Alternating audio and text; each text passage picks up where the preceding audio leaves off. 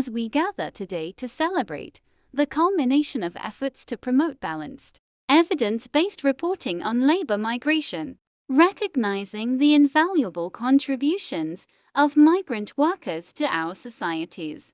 We wish to sincerely thank and congratulate all the participants to this competition, and would now wish to showcase and recognize the 3 winners' work.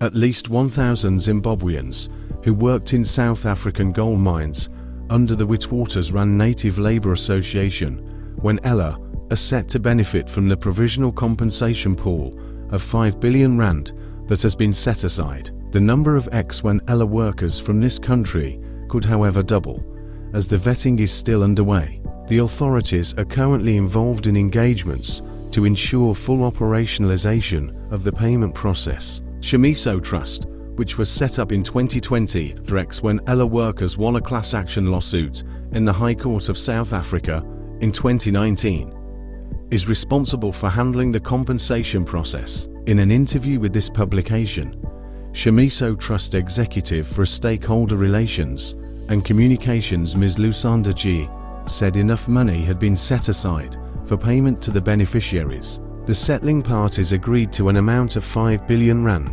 This amount is uncapped. The settling parties agreed to pay beyond the R5 billion if the trust finds more eligible claimants. Our database shows that there are over 1,000 potential claimants in Zimbabwe. We see that there is a possibility of getting more than 1,000 potential claimants, and we are projecting that we might get any figure between 1,500 and 2,000, said Ms. Gia. This means the total amount that will be dispersed to Zimbabwe cannot be specified until we get the exact number of those who passed our vetting process. Once the operational framework is in place, the funds will be dispersed accordingly, said Ms. Gia. She added that the trust respects each country's laws, and they are waiting for the green light from government. According to Ms. Gia, each claim will be assessed individually, and the amount a claimant receives depends on the class that he/she is certified for. Other factors that are considered include the period worked at a qualifying mine, the risk level of the work, and severity of the lung impairment due to silicosis or work related to B. All eligible claimants living in dependence of the deceased who lodge a claim will be compensated. Claimants would need to lodge a claim with the trust at one of our lodgement offices. However, in Zimbabwe, we do not have these services pending our negotiations with government, she said. The trust is considering workers who were employed by African Rainbow Minerals, Anglo-American South Africa, AngloGold Ashanti, Gold Fields, Harmony Gold and Siboney Stillwater. The compensation is applicable to employees who carried out risky work at these mines between March 12, 1965 and December 10, 2019, and were diagnosed with silicosis before December 2021, or those who contracted tuberculosis while working at the mines, or within a year of leaving the mines. As of March this year, Shimiso Trust had paid over R1 billion for more than 11,000 claims from ex-workers from other countries, such as Malawi, who went to South Africa at the same time as Zimbabweans. Recently, Public Service, Labour and Social Welfare Permanent Secretary Mr. Simon Masonga said the compensation was long overdue. This is what ex-UNHCR workers have been yearning for.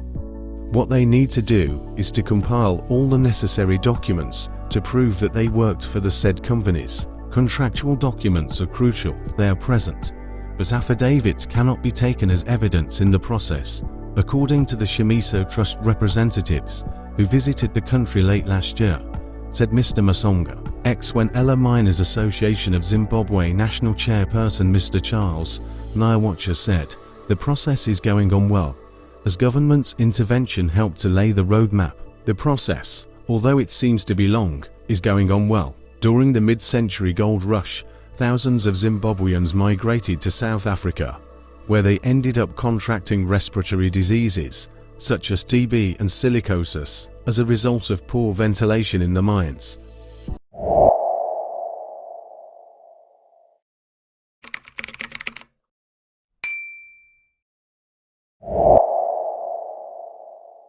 Zambia has been hosting refugees since the 1940s. Today, the population is over 89,000 refugees, asylum seekers, and former refugees who are living in refugee hosting locations, namely Maheba in Kalumbila, Northwestern Province, Mayukwayukwa in Kaoma, Western Province, and Mantampala in Chelenge, Luapula Province. Other refugees live in urban areas such as Lusaka and the Copperbelt. The United Nations, in its New York Declaration for Refugees and Migrants under the Global Compact on Refugees, pinpoints solutions and inclusion as a critical element of the international refugee response. Though with challenges, Zambia has in the past few years been progressively championing the solutions and inclusion agenda for refugees in various government services such as education, health, and livelihoods for socio-economic integration of refugees in the country. Joel Msipo-Piri is a legal associate from the UNHCR who now tells us how the country is providing solutions and the inclusion of refugees into the national system. We are talking about them being able to get back on their feet, having to live a normal and meaningful life as much as we possibly could. When we talk of inclusion, we are talking about them being integrated into existing national systems such as health,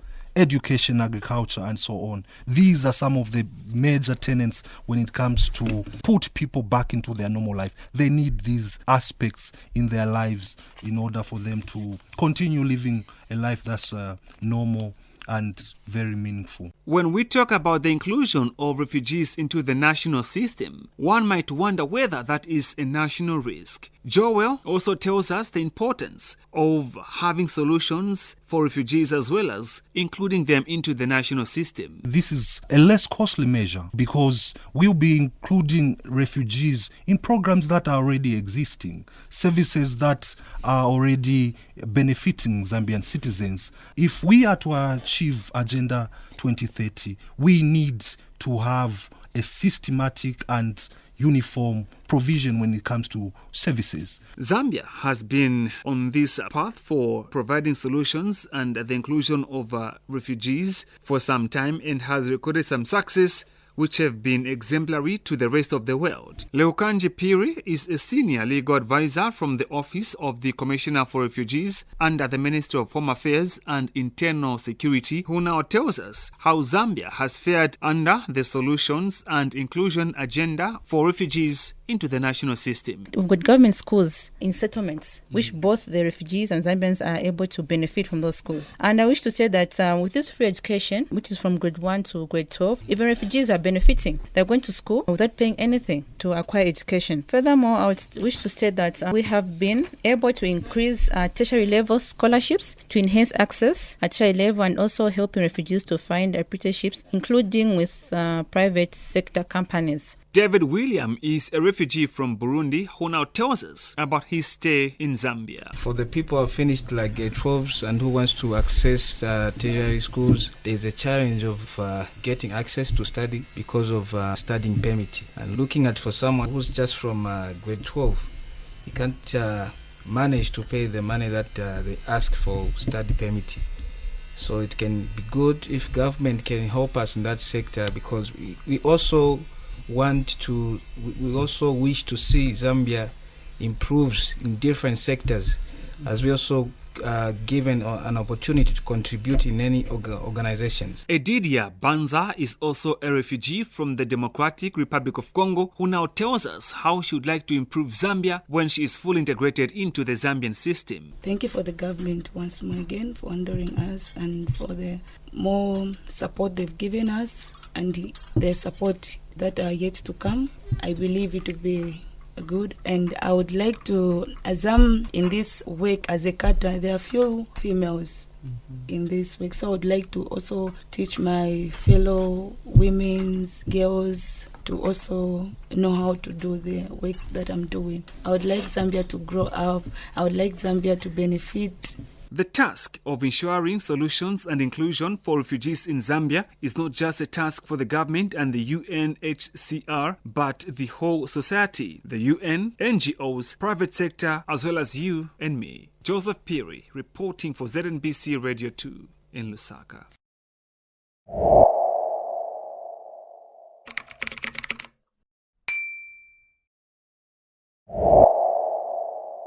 When he made the decision to leave the country and cross the border into South Africa several years ago, his family and his peers tried to dissuade him, telling him he was putting his life in danger unnecessarily and that he would get nothing out of it. Today, 12 years down the line, however, Chandawiniria Chosi is an entrepreneur, an employer of note and, needless to say, a proud breadwinner for his family and a role model to his peers. His is a story for many thousands of Zimbabweans who were pushed out of their country by an economy torn apart and violent politics. They have become major economic players for both Zimbabwe and South Africa, contributing significantly to the growth of both economies. Chosi recounts how he navigated the forest and crossed the crocodile-infested Limpopo River, ending up in South Africa's sprawling economic hub of Johannesburg without travel documents. He now runs a successful consultancy in machinery and logistics and sales business. He is the managing director of Investing in Africa Proprietary Limited, a company he founded with the help of a South African friend, Betty Baby Lidwaba, who is the company's sleeping partner. He founded the company in 2016 after hustling around to capitalize it through menial jobs. Chosi, 62, son of the late former police assistant Inspector Jeremiah Tongai Mubewa of Wedza, left Zimbabwe on June 6, 2009, running away from the harsh economic conditions in Zimbabwe to seek for greener pastures down south. I am an irregular immigrant from Zimbabwe who is self-employed.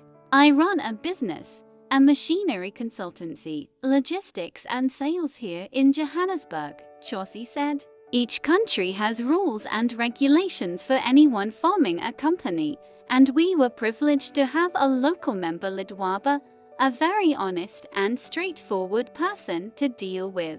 We do everything together without any problems, and we are not even asking our banks to fund our business.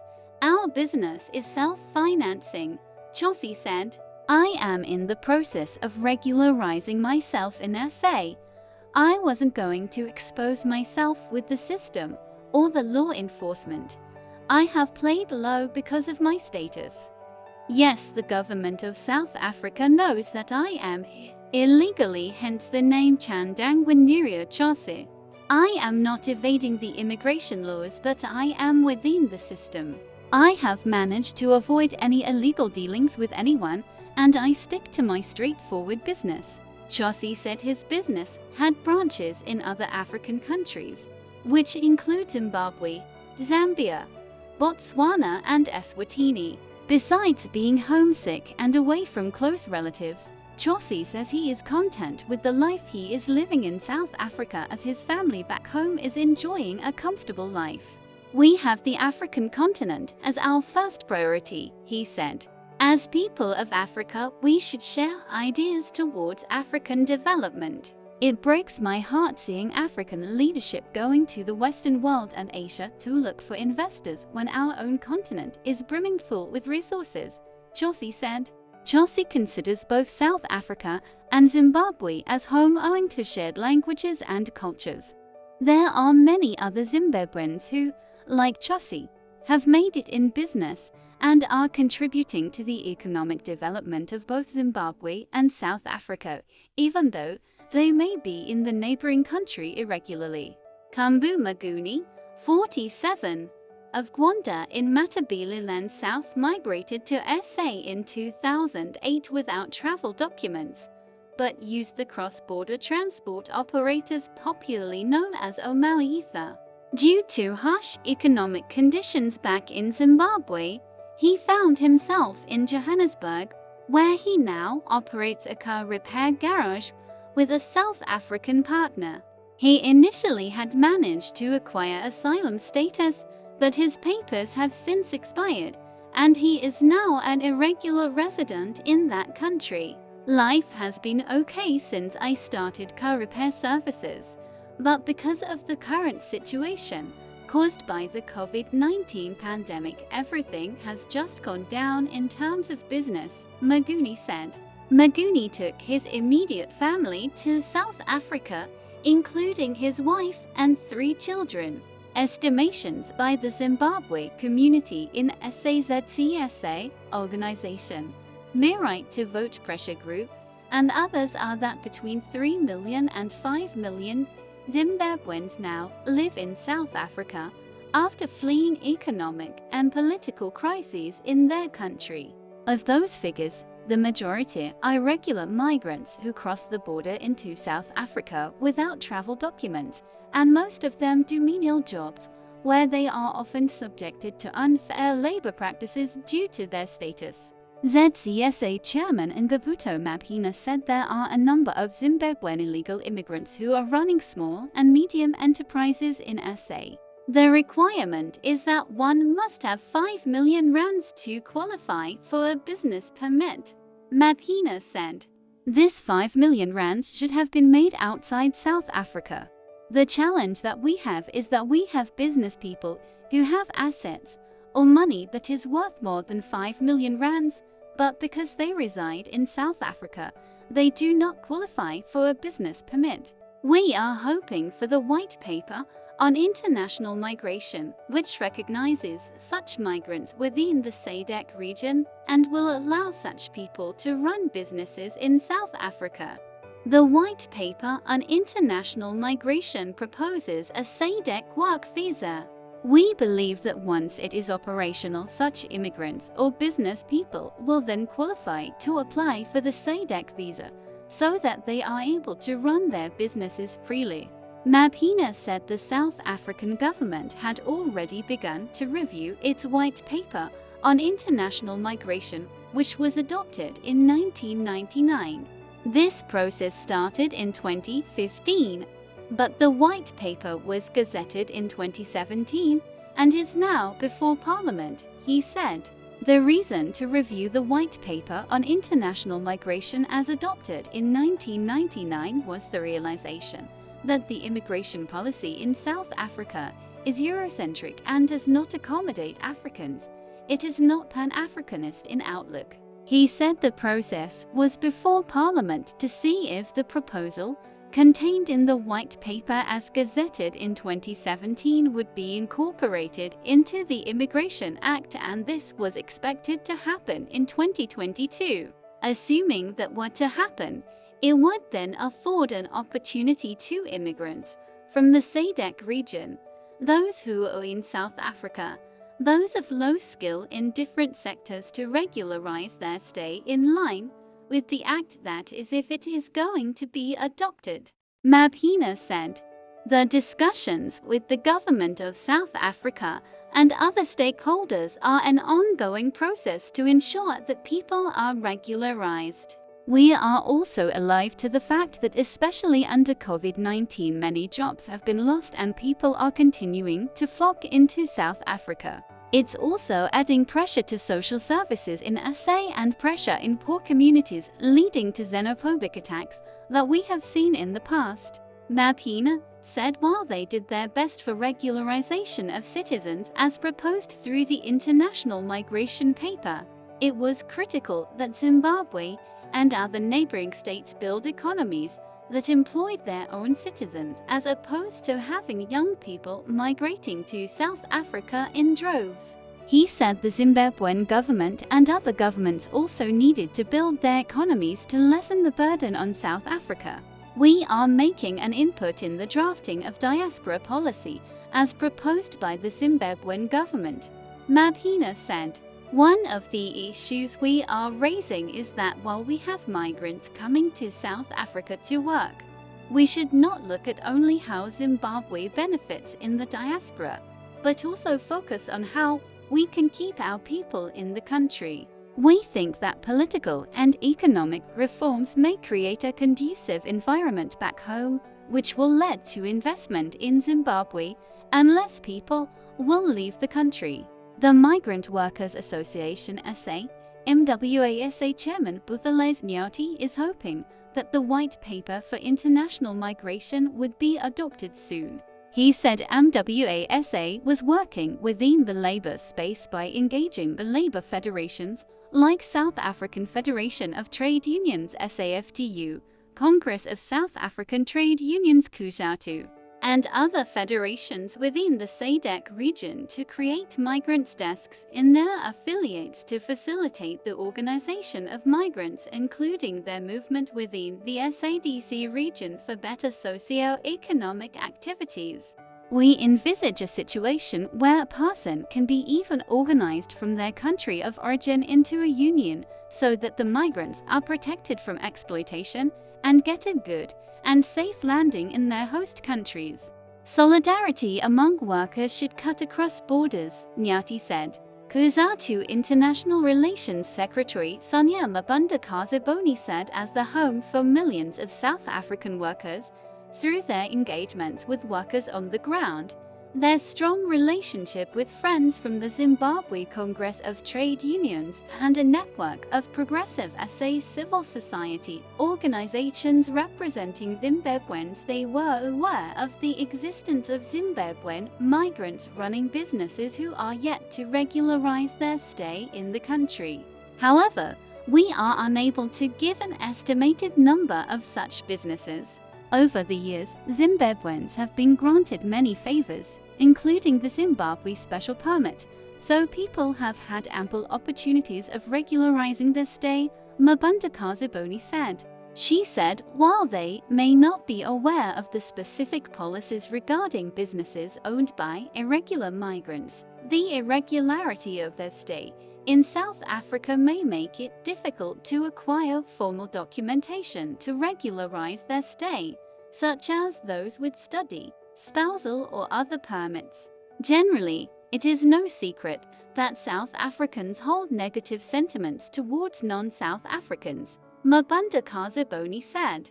This is not unique to Zimbabweans. However, the attitudes of citizens are idiosyncratic, and I am sure you are aware that there are many Zimbabweans running businesses in South Africa, which South Africans support. Then there are cases where the opposite is experienced. No one blanket answer can be used to cover all South African people's attitudes towards businesses owned by irregular migrants. Some of the regularized Zimbabwean-owned small and medium enterprises and companies operating in South Africa include Ethelic Boutique, Divine Robes, Wazilla Projects, You Drink, We Drive, Cutting Edge Tents, Darrican International, Dreamworld Promotions and Aurora Fumulani Funeral Assurance, who sometime in 2015 won awards in South Africa for good business operations.